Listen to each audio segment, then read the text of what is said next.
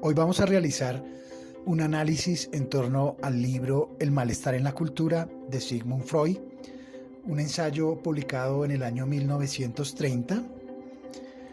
Primero vamos a realizar una muy breve introducción acerca del contexto del autor y la época en que apareció este libro.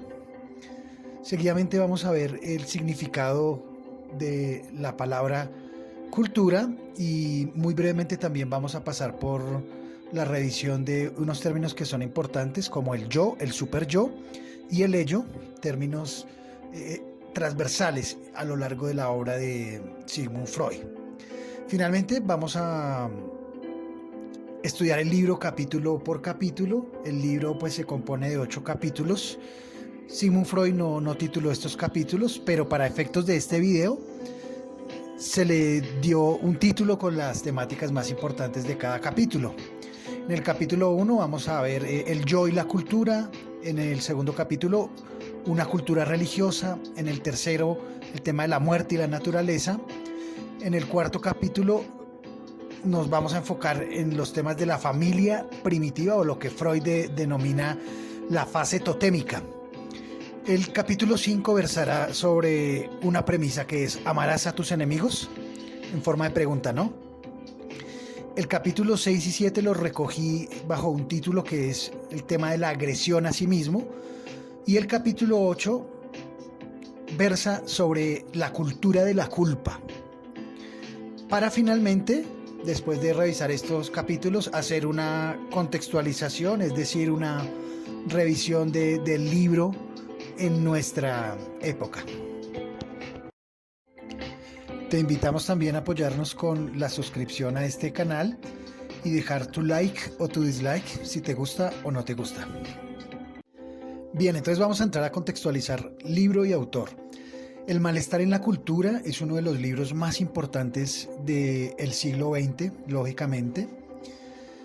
Digamos que científicamente podríamos darle relevancia a 3 autores como tal. El primero podría ser Newton, que viene con todas las leyes de la física a replantear un montón de cosas. Segundo, podríamos hablar de Charles Darwin, que con la teoría de la evolución de las especies viene a decirle al ser humano que las evidencias científicas apuntan a que la creación se dio de una forma diferente a como se conoce. Entonces vienen todos los registros arqueológicos y el hallazgo de dinosaurios y otras especies que dan pie a pensar que la cuestión es más evolutiva. Es un momento crucial para el hombre que le digan que proviene del mono y no que sea una creación de algún ser supremo. Asimismo, el libro El malestar en la cultura viene a decirle a un hombre que ya ha desarrollado la revolución industrial que hay una cosa que se llama el subconsciente, que es a donde van a parar todos los pensamientos de los que no tenemos control, por decirlo de algún modo, y que hay un super yo y un ello, que ya a lo largo del video pues veremos qué es ello. Este señor es Sigmund Freud y realiza pues una revolución muy importante a nivel científico. Hay que decir que la obra de Sigmund Freud ha sido, es y seguramente será muy criticada. Muy criticada. Es un autor que tiene muchos contradictores. Sin embargo, hay que entender que Sigmund Freud era justamente eso, un científico, y el científico necesita equivocarse, necesita errar todo el tiempo para llegar a sus objetivos. Ahora bien, si nos preguntamos entonces qué es el libro del malestar en la cultura, podríamos ejemplificarlo de la siguiente manera. Imaginemos que está Sigmund Freud en su consultorio clínico y que un día llega un paciente muy especial, que es la humanidad. Entonces, en este libro se hace un psicoanálisis de la cultura y Sigmund Freud entra entonces a mirar el subconsciente, el consciente, el yo, el super yo y el ello de ese paciente tan especial que es la cultura. Y bueno, este paciente llamado cultura se presenta ante Freud y por esos días están ocurriendo cosas muy importantes y muy relevantes en el mundo. Está muy reciente la crisis del 29, la crisis económica, y digamos que en todo el análisis que venía haciendo Freud sobre las masas, ya está planteándose lo que podría ocurrir y empieza como Freud a ver que podría venir una segunda guerra mundial. Hay otro detalle también muy importante y es que Freud para este momento ya tenía cáncer, ya tenía 5 años con cáncer, estaba algo aquejado naturalmente. Sin embargo, en los últimos periodos de su vida, en estos últimos 14 años que tuvo cáncer, fueron los años más productivos de su obra. Así que Freud recibe a su paciente y nos vamos a disponer a ver la infancia y todo el pasado de este paciente llamado cultura. Y ya con esta muy breve contextualización podemos pasar entonces a ver los términos más importantes, que son el yo, el superyo y el ello. Son 3 entidades que cohabitan en nuestra psique. Recordemos que Sigmund Freud decía que el ello era todo lo relacionado a la necesidad, a la supervivencia y a la reproducción. En algún momento Freud se pregunta a dónde van a parar todos los pensamientos que olvidamos. ¿Será que se pierden? Y entonces se da cuenta que todo eso que olvidamos, todo eso que va pasando por ahí, va a constituir lo que es el inconsciente. Entonces el ello vendría a ser como lo más reptil del cerebro, ¿no? Y este ello viene con el hombre desde que nace, desde las épocas cavernícolas. Hace referencia a todo lo que son las satisfacciones de principios básicos y todo lo que podemos llegar a hacer sin medir consecuencias. Después del ello hay una cosa que es el superyo. Esto no tiene nada que ver con el superhombre de Nietzsche, se lo suele confundir, pero no, son cosas totalmente diferentes. El superyo hace relación a la moral que el ser humano recibe de la cultura. Todo lo que nos impone la sociedad en cuestión de ética y moral empieza desde los 4 años. Y allí en el superyo se reflejan las normas morales y éticas transmitidas por todo lo que nos rodea. De ahí es que nace la culpa, el reproche y de que se origina un conflicto. ¿Qué debemos o qué no debemos hacer? Y ahí es donde viene el yo. El yo es el mediador entre el yo es el mediador entre el superyo y el ello. O sea que podríamos entender en la obra de Freud que el yo es una especie de conciencia. Si nos dejamos llevar mucho por el ello, pues vamos a resultar en la cárcel, ¿no? Pero si nos dejamos llevar mucho por el superyo, por la moral, por todo lo que nos dan las instituciones, la familia, la religión, todo ese superyo, los padres, si nos dejamos mucho llevar por esto, pues llega un momento en el que nuestro yo tiende a desaparecer y ahí es donde se genera pues como una especie de conflicto, ¿no? Y vaya entonces que ahí es donde empieza el conflicto. Resulta que el niño crece y va recibiendo todo lo que el superyo, es decir, las instituciones, la religión, la iglesia, el colegio, la familia, la sociedad, la televisión, le va dando y le va metiendo en su cabeza. Pero está contrapuesto a ello toda la carga del ello, es decir, la carga genética. Por genética se han transmitido unas necesidades, unos traumas, la necesidad sexual, la necesidad de supervivir, la necesidad de comer. Y estas dos fuerzas se enfrentan y en medio pequeñito ahí está el yo que dice, bueno, ¿quién soy yo y qué hago en esta cultura? Pero antes de seguir y entrar con el primer capítulo, veamos el término de cultura. Y pasamos al otro término que es muy importante sobre la cultura. Actualmente es un término que tiene muchísimas definiciones, pero nos vamos a ceñir a la definición que daba Freud de cultura. Freud decía que la cultura es el conjunto, la suma de todos los colectivos que tienen una injerencia, a saber, la religión, la familia, la educación, la industria, la economía, la política. La suma de todos estos factores nos da como resultado una cultura. Y a lo largo del libro, pues Freud nos plantea unas ideas bases. La primera idea base es que los seres humanos estamos en busca de la felicidad. Y Freud se da cuenta que la cultura nos impide ser felices. Es decir, el desarrollo cultural nos impone una serie de restricciones que coartan nuestra libertad individual. No podemos hacer lo que queramos.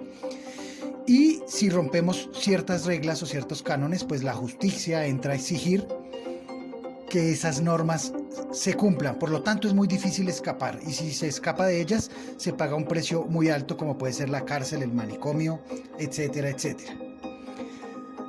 Dice Freud que en medio de esta cultura los seres humanos estamos en la búsqueda de diferentes maneras de hallar placer. Y hacemos lo que sea por encontrar placer. Esa es una de las necesidades básicas del ser humano.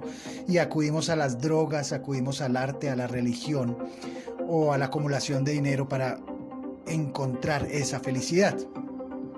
Y habla Freud también de ciertas paradojas en esos procesos de búsqueda de la felicidad. Pone un ejemplo, dice por ejemplo que los órganos sexuales son feos, pero producen placer, y que este tipo de fenómeno se repite a lo largo y ancho de toda la cultura.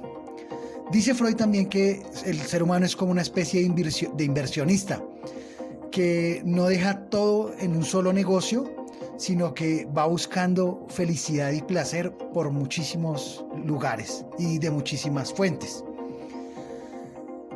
Y ahí es donde pues Freud empieza a ver a el ser humano inmerso ya en una cultura donde, si se analiza en todo su contexto histórico, pues dice que las masas, sufrimos también de algo que él denomina delirio colectivo. También las religiones de la humanidad deben ser consideradas como semejantes delirios colectivos.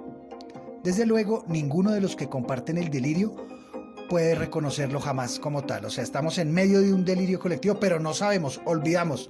Vamos por el mundo en piloto automático, llevados por el subconsciente, por el ello, sin saber que todo forma parte de un delirio colectivo. Entonces, según nuestra llamada cultura, esto nos llevaría a caer en lo que él denomina la culpa. Él dice que el ser humano está inmerso en una miseria y que sufrimos muchísimo. Y además plantea que podríamos llegar a ser más felices, sí, en el caso de que abandonásemos ciertas condiciones de vida primitivas, porque dice Freud que todos los traumas de la psique humana colectiva vienen desde muchísimo tiempo antes, ¿no? Entonces, en Freud el término cultura designa la suma de todas estas producciones e instituciones, y estas instituciones lo que hacen es distanciar nuestra vida de los animales. O sea que Freud dice que sí nos diferenciamos de los animales, que el ser humano es muy diferente. A lo largo de su obra también pone muchos ejemplos y dice que el ser humano ha llegado a tener algún control sobre todas sus emociones, porque si no lo tuviera, entonces digamos un tren se convertiría en una orgía sexual. Si no controlamos nuestros primitivos deseos, podríamos llegar también a niveles de extrema violencia donde definitivamente llegaríamos a destruirnos. Y aunque sí hay una enfermedad, aunque hay un malestar allí, pero de alguna u otra forma la cultura lo que hace es regular esas relaciones entre todos los seres humanos. Y bien, una vez hemos comprendido que se acepta como cultura a todas las actividades y los bienes que de alguna u otra forma son útiles para el hombre, es decir, poner la tierra al servicio del hombre y sobre todo protegerlo contra la fuerza de los elementos. Entonces, en ese proceso evolutivo, Freud menciona los primeros actos culturales. El primero sería la dominación del fuego otro podría ser el empleo de las herramientas, un tercero podría ser la construcción de la vivienda y otro muy importante también es el factor Dios. En cuanto a la dominación del fuego, pues se sabe que es uno de los momentos más importantes del hombre. Cuando el ser humano empieza a cocer sus alimentos, es cuando su cerebro empieza a crecer y a evolucionar. En el libro El malestar de la cultura, Freud crea un mito, escribe un cuento bellísimo, y él se imagina al hombre primitivo allá en el fuego y dice que en algún momento el hombre tuvo que haber intentado apagar el fuego con su orina y que los hombres empezaron a jugar a apagarlo, y dice Freud que de ahí viene todo el sentido fálico y toda la psique que se desarrolla en el ser humano en torno al pene. Dice que la mujer, al no poder apagar el fuego con su orina, lo que hace es llevar el fuego dentro de la casa y que es la mujer la que lo utiliza para cocer alimentos. El otro acto cultural, pues sin duda alguna, es el empleo de las herramientas. Y cuando el ser humano empieza a manipular las herramientas, a transformar la naturaleza en herramientas, lo que hace es eliminar las barreras que se le han opuesto para construir. Y a lo largo de la historia entonces empieza a desarrollarla, y bueno, ya viene la revolución industrial y el ser humano construye barcos, construye avión, y se da cuenta que ya las fuerzas naturales no lo limitan, no limitan su movimiento. Sí, puede construir las gafas y el telescopio e incluso rebasa las mismas, entre comillas, leyes naturales. Hace fotografía, crea el cine, inventa la imprenta, y ahí es donde viene la gran frase de Freud que dice que el hombre es un dios, porque decía Freud que cuando el hombre crea los mitos de Dios, lo que hace es darle al hombre cualidades que él no tiene. Entonces son seres que pueden volar o seres que pueden regir el amor, y empieza el ser humano a crear sus dioses. Pero a lo largo de la historia, cuando supera todas estas barreras, se convierte el hombre en un dios, y dice Freud que es un dios con prótesis. Hay otro factor también muy importante en los primeros actos culturales, que es la construcción de la vivienda. Entonces dice Freud que la casa es un sucedáneo de la madre, una recreación del vientre materno. Y entonces la casa, aparte de ser el símbolo del vientre materno, también encarna mucha importancia, porque para construir una casa se necesita el trabajo en grupo, el trabajo en equipo. Y ahí es donde se empiezan a consolidar las culturas y las sociedades mediante el trabajo en equipo. Además de eso, pues en la casa ocurre uno de los fenómenos más importantes para la cultura, que es la familia. Y entonces es allí, en las mismas raíces del hombre primitivo, donde empiezan a surgir otros fenómenos, como el arte y la belleza, que se tornan insurtidores de la cultura. La cultura, desde tiempos inmemoriales, empieza a darle valor a lo inútil, a la belleza. ¿Por qué? Porque esto deifica al hombre, le da cierta condición de deidad. Y ya la construcción de herramientas entonces busca ser asombrosa, busca la perfección, y es la misma cultura la que pide que la belleza esté presente en lo que se crea, no que se hagan unas casas solamente que nos protejan del frío, sino que también hay cierto ímpetu al momento de construir unas construcciones con mayor tecnología. Y eso es lo que ha hecho el hombre a lo largo de toda la historia: mejorar las herramientas primitivas. Eso es algo que se repite con el tiempo: mejorar, mejorar y mejorar. Y así entonces ya podemos entrar en materia en el libro El malestar de la cultura. Empecemos por el título. Cuando dice el malestar en la cultura y no un malestar de la cultura, lo que quiere decir Sigmund Freud es que es algo transitorio ese malestar, porque está en y se podría cambiar. El capítulo 1, que para efectos de este video denominamos el yo y la cultura, es un capítulo que plantea unas preguntas muy importantes, y entonces Freud entra a analizar todas las características de nuestra cultura y dice, ¿será que en medio de todo esto que existe, el Estado, la guerra, la religión, la industria, las jerarquías sociales, ¿será que se puede ser feliz?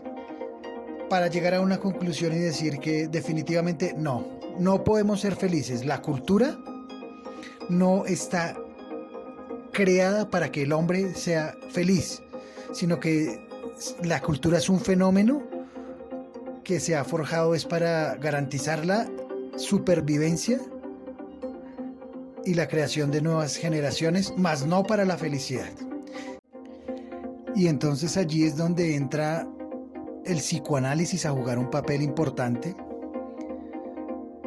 porque el ser humano, dice Freud, requiere de terapia. Y en ese sentido pues es revolucionario, porque anteriormente, si usted iba a una guerra y mataba personas y violaba mujeres, o el caso contrario, si era usted el que padecía esas violaciones, esas instigaciones en la guerra, pues eso le generaba unos traumas, y la solución que había era darle dinero a la persona, darle pastillas o mandarlo para la casa. Y viene Freud para decir, no, resulta que el ser humano también necesita ser escuchado. El ser humano necesita ser psicoanalizado para comprender cuáles son sus traumas particulares. Aparte de todos los traumas que ya tenemos transmitidos genéticamente y cultural y socialmente, también hay otros traumas que los da la familia, pero también hay otros que son los que dan los contextos y que son diferentes en cada ser humano.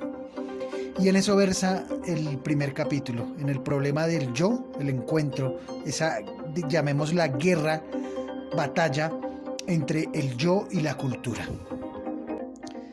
Y de este modo, cuando ya hemos reconocido que hay un individuo que tiene unos elementos generales, pero que también tiene unos elementos únicos, podríamos pasar al capítulo 2, donde Freud se enfoca en la felicidad.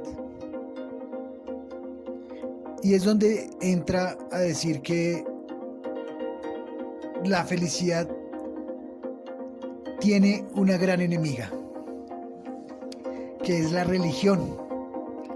Dice Freud que las religiones vienen a perturbar el libre juego de elección y adaptación del hombre, y que impone a todos los seres humanos por igual un camino único para alcanzar la felicidad, aun cuando todos somos diferentes, ¿no? Y la religión lo que quisiera es evitar el sufrimiento del ser humano. Entonces, su técnica consiste en reducir el valor de la vida y en deformar de una forma delirante la imagen del mundo real. Medidas que tienen por condición previa la intimidación de la inteligencia, o sea que la religión es una cosa por allá fantástica que se sale de lo inteligente. Y bueno, a este precio, la religión imponiendo casi que por la fuerza al hombre una fijación a algo que Freud determina como infantilismo psíquico, lo hace participar en un delirio colectivo, o sea que las religiones sumergen a los hombres en un mismo delirio colectivo. Sin embargo, dice Freud que no todo es tan nocivo y que la religión de alguna u otra manera también logra evitar a muchos seres la caída en una neurosis individual. En ese sentido ayuda, pero es claro en decir que la religión no alcanza tampoco más, o sea, la religión no ayuda como tal a construir la felicidad, que es el gran interés del ser humano. Leamos un parrafito. Como ya sabemos, hay muchos caminos que pueden llevar a la felicidad, en la medida en que es accesible al hombre, pero ninguno de esos caminos permite alcanzarla con seguridad. Tampoco la religión puede cumplir sus promesas, pues el creyente, obligado a invocar en última instancia los inescrutables designios de Dios, confiesa con ello que en el sufrimiento solo le queda la sumisión incondicional como último consuelo y como fuente de goce. Y si desde el principio ya estaba dispuesto a aceptarla, la religión bien podría haberse ahorrado todo este largo rodeo.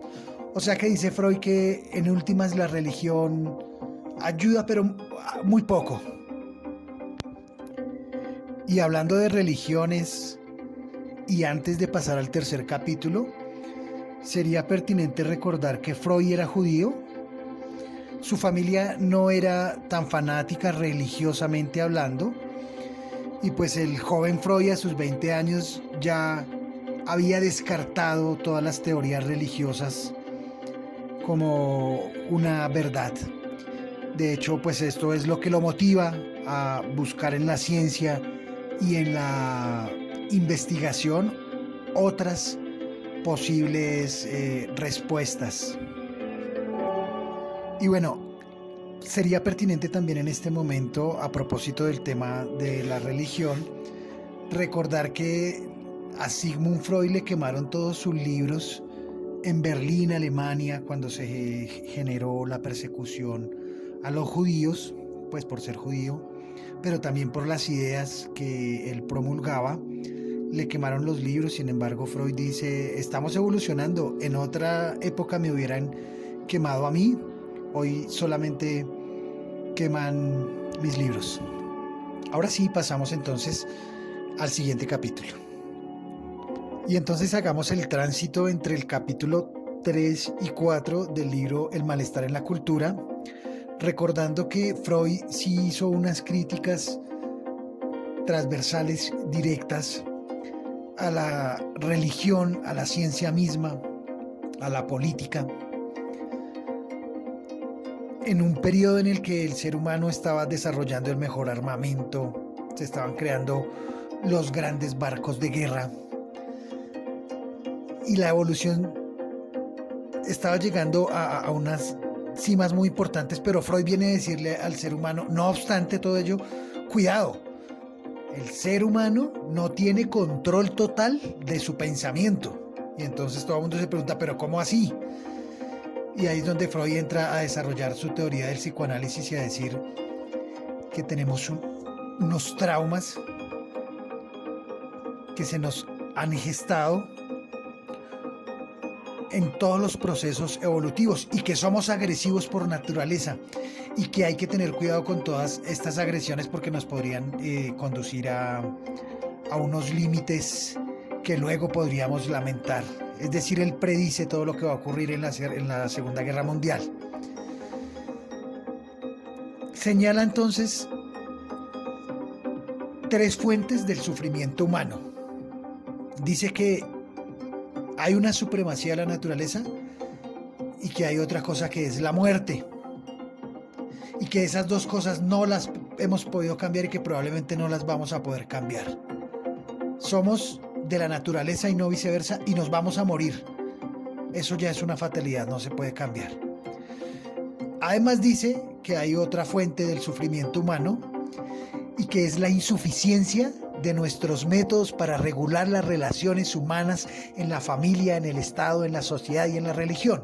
Y dice que este tercer motivo de sufrimiento, este sí lo podemos cambiar. No podemos cambiar muchas cosas de la naturaleza, ni podemos evitar la muerte, pero sí podemos cambiar nuestras interacciones, se refiere. Y dice Freud que aún con todos los avances que pueda tener el hombre, jamás va a llegar a tener un control total de nuestra naturaleza, del ambiente, del entorno, de la creación. El organismo, nosotros, el sujeto que forma parte de esa creación, de esa naturaleza, siempre será perecedero y limitado en su capacidad de adaptación y de rendimiento. O sea, pues por un lado nos dice que no podemos llegar a acabar con el subconsciente, con el ello totalmente, pero sí que le podemos ganar espacio. Y ahí nos da una luz. Podemos superar al menos algunos pesares, algunos sufrimientos, aunque no todos. Esos otros podemos también, al menos si no los podemos vencer, los podemos mitigar, los podemos contrarrestar. Y allí viene otra de las dicotomías más importantes, en el momento en que el ser humano se niega a reconocer, porque la religión que ha creado la cultura le ha dicho que es un ser supremo, cuando al parecer las evidencias científicas dicen que se trata del proceso de evolución. Y cuando se niega a creer, es que viene Freud a hablar de el ego. Y entonces el ser humano se hace una pregunta elemental y no atina a comprender por qué las instituciones culturales que el mismo ser humano ha creado no representan más bien protección y bienestar para todos los miembros de su comunidad. Y allí es donde Freud descubre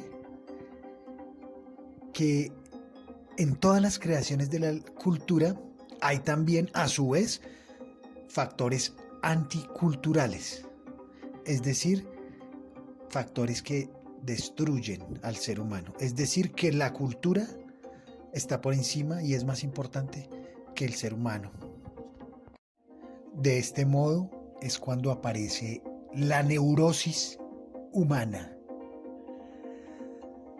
Dice Freud, se comprobó así que el ser humano cae en la neurosis porque no logra soportar el grado de frustración que le impone la sociedad en aras de sus ideales de cultura, deduciéndose de ello que sería posible reconquistar todas las perspectivas de ser feliz, eliminando o atenuando en grado sumo estas exigencias culturales. Es decir, que el hombre tiene que cumplir ciertas normas para poder ser acogido por la cultura, quiéralo o no. Y ahí pues viene la decepción del ser humano porque dice, no puedo ser feliz yo, pero sí tengo entonces que complacer a la cultura, ¿no? Y el dilema entonces se hace mucho más profundo porque el ser humano dice, pero mire todo lo que hemos construido mediante la cultura, toda la tecnología que hemos desarrollado, todos los avances que se han gestado en todos los niveles, a nivel del arte, a nivel de historia, a nivel de economía, mire la creación de los estados, y entonces ¿por qué no podemos ser felices? No enunciaremos por conocidos de todos los pormenores de estos adelantes humanos. El hombre, y con razón, se enorgullece de tales conquistas, pero comienza a sospechar que este recién adquirido dominio del espacio y del tiempo, esta sujeción de las fuerzas naturales, cumplimiento de un anhelo multimilenario, no ha elevado la satisfacción placentera que exige de la vida, no le ha hecho en su sentir más feliz. Luego entonces deberíamos limitarnos a deducir de esta comprobación que el dominio sobre la naturaleza no es el único requisito de la felicidad humana. Y acá es donde entra Freud a decir que para ser feliz se requiere de muchas cosas. No es solamente necesario tener dominio sobre las herramientas y no es solamente necesario tener un dominio sobre la naturaleza. Porque la felicidad exige muchas otras cosas. Entonces el hombre se da cuenta que todos los progresos tecnológicos y técnicos, a fin de cuentas, le son inútiles para la economía de su felicidad. No basta la tecnología, ni el aumento de la expectativa de vida, ni todos los avances de la ciencia. Hace falta algo más. Citemos un fragmento del mismo libro.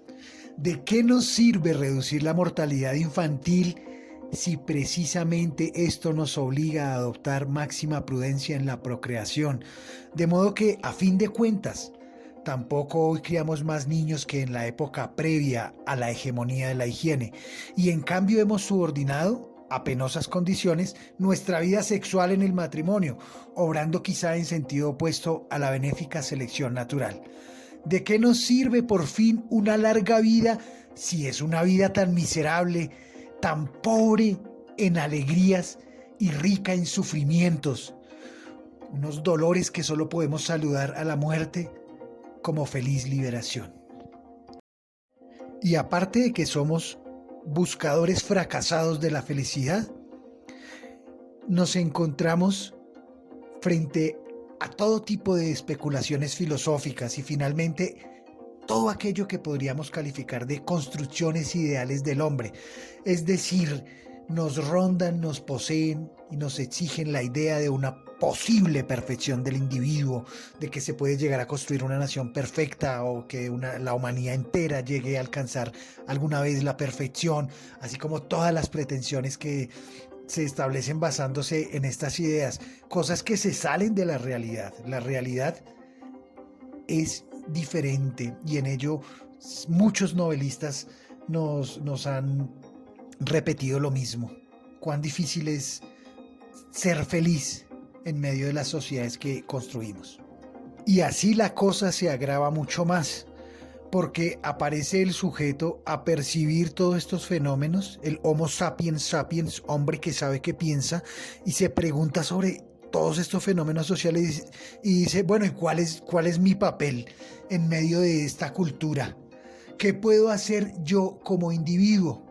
Y acá Freud se da cuenta de algo muy importante y dice que todas las pretensiones individuales son menos importantes porque hay una pretensión cultural en la cual prima la reivindicación colectiva.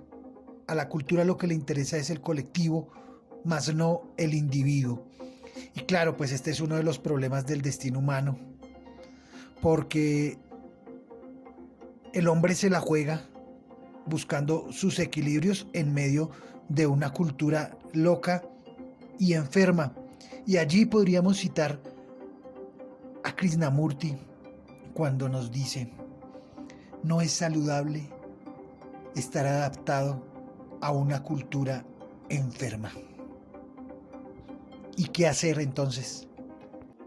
Y lo que hace Freud es entrar a indagar la familia primitiva, o lo que se denomina la fase totémica, para preguntarse si es que el hombre es bélico por naturaleza, para preguntarse por qué el ser humano es tan agresivo, llegando a la conclusión de que sí somos agresivos genéticamente, porque en algún punto de la historia tuvimos que defendernos de muchísimas fieras y tuvimos que desarrollar la violencia como elemento básico para poder sobrevivir.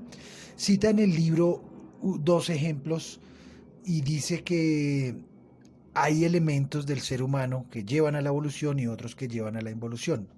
Digamos, dos ejemplos de la involución serían los dientes, que ya no los usamos tanto como en otra época se usaron para subsistir, no solamente para atacar otras especies, sino para construir las mismas herramientas. Y otro ejemplo de ello sería pues el pelo, el pelaje, ¿no? El ser humano cada vez quiere menos con el pelo en la actualidad. Ya existe tecnología para librarnos de el vello y dice Freud que esto forma también parte del ego. Hemos desarrollado un sinnúmero de herramientas y queremos diferenciarnos de los animales, entonces no queremos pelo y hacemos todo lo posible por parecernos menos al mono, a ese mono que es violento por naturaleza y que ha llegado hasta el punto de poner una bomba atómica. Y allí está la ciencia, el psicoanálisis, para comprender por qué hoy somos tan violentos y tan agresivos. Es necesario revisar nuestro pasado. Pues bien, el hombre primitivo, después de haber descubierto que estaba literalmente en sus manos mejorar su destino en la tierra por medio del trabajo, ya no pudo considerar con indiferencia el hecho de que el prójimo trabajara con él o contra él. Es de suponerse que la constitución de la familia estuvo vinculada a cierta evolución sufrida por la necesidad de satisfacción genital. Y acá viene un aspecto muy importante. Este ser que ha tenido que desarrollar esa agresión para subsistir, este ser tan violento, incluso capaz de crear herramientas para tener dominio sobre otras especies y hoy en día llegar a constituir ejércitos, este ser en algún momento tuvo que crear la familia. Dice Freud que el ser humano creó la familia con una finalidad, con un objetivo principal, que era el objeto sexual. El hombre, al macho le interesaba tener una seguridad en el aspecto sexual y le interesa tener la familia. Y dice que la hembra pues tiene una filiación mucho más grande con su descendencia, con sus hijos, y que pues también desde ese sitio hace su aporte a la familia y pues se interesa regularmente por el macho más fuerte. De cómo se da este camino de la familia primitiva y de todos los detalles en más profundidad es algo que se puede consultar en un libro del mismo autor de Sigmund Freud, el cual recomiendo, que sería Tótem y Tabú.